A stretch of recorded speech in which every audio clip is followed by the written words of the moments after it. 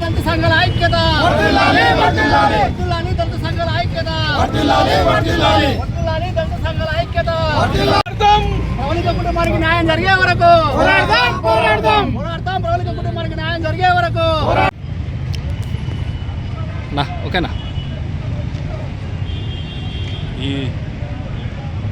17వ తారీఖు రాత్రి 8-8:30 గంటల ప్రాంతంలో దళిత కుటుంబానికి చెందినటువంటి మాల ప్రవళికను విష్ణు అనే యువకుడు అత్యాచారం చేసి హత్య చేయడం జరిగింది. దాన్ని తెలంగాణ మాల మానాడుగా, దళిత సంఘాలుగా, ప్రజా సంఘాలుగా మేమందరం కూడా తీవ్రంగా ఖండిస్తూ ఉన్నాం. ఈరోజు ప్రభుత్వ ఆసుపత్రి ఎదుట ధర్నా చేయడం జరిగింది. ఆ ధర్నాలో రెవెన్యూ అధికారి కానీ, డిఎస్పీ గారు కానీ మేము అడిగినటువంటి డిమాండ్లను సానుకూలంగా స్పందించి జిల్లా యంత్రాంగంతోన చర్చించి మీరు కోరినటువంటి డిమాండ్లు మేము అమలు చేస్తామని చెప్పినటువంటి సందర్భం. మేము జిల్లా యంత్రాంగానికి ధన్యవాదాలు తెలియజేస్తూ ఉన్నాం.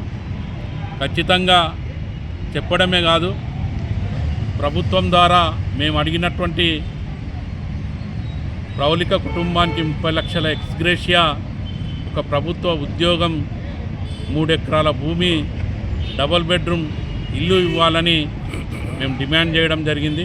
ఖచ్చితంగా కుటుంబానికి న్యాయం చేసే వరకు తెలంగాణ మాల మానాడు వెంట ఉండి పోరాటం చేస్తుంది.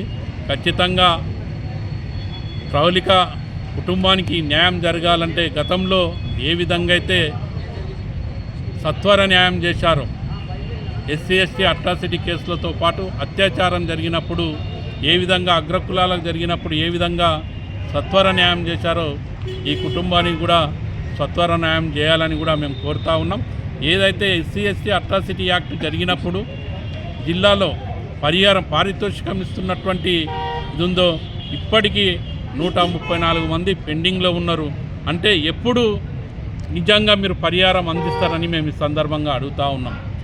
ఏళ్ల తరబడి కనీసం ఎస్సీ ఎస్టీలకు జరిగినప్పుడు వాళ్ళకు దక్కాల్సిన, హక్కుగా దక్కాల్సినటువంటి పరిహారాన్ని కూడా ప్రభుత్వం అందించలేని పరిస్థితిలో ఉందంటే చాలా దుర్మార్గమైన విషయం.